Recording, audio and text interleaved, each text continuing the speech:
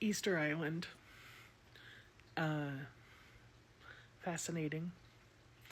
It took me a while to tap into it, and I eventually met an old shaman or holy man from like when it was in its peak, like what, like 1,000 years ago or something.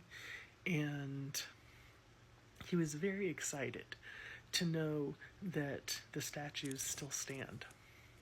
Or what do they call them? Moai?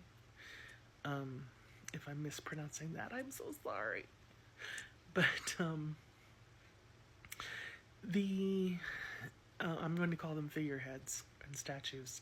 The statues were carved and then rolled and taken to where they were placed, and they were guardians and protectors, and they were rituals were done, and it was they kind of like they were magically imbued with their ancestors and protectors and gods, and so they became servitors, kind of, there for good luck and protection. And then there's where I was behind. There's a row of them that face out to the ocean, and they were there.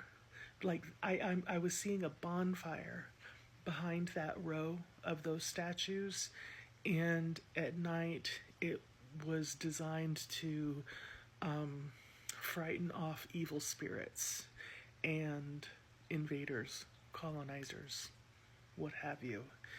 So, because I apparently, like, if you're out in the ocean on a ship and you see all these statues at night in the moonlight, and then there's a bonfire behind them making them glow, and they just look huge.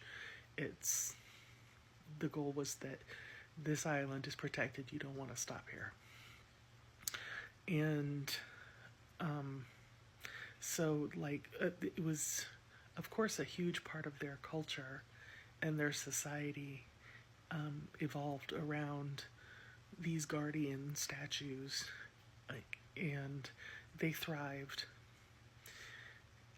And then eventually, the colonization and the invaders did happen. Something happened in the 1700s, and I've heard that historians speculate that it was like a civil war between tribes.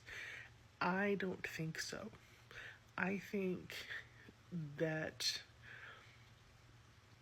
the tribes were united, but that there was an invasion from colonizers and slave ships, and their population was decimated. Their crops were decimated. Everything was just sadly, just destroyed. And a lot of their population was decimated because they were taken by slavers. And so the ones that were left, the population was dwindled, their crops were dwindled. And so they just kind of existed after that. They weren't able to build back up to the population that they had before, so they didn't thrive like they had before. And I also got that the population that was taken by slavers, they did not last because they caught diseases because they had been isolated on that island. And so the outside germs and stuff killed them, basically.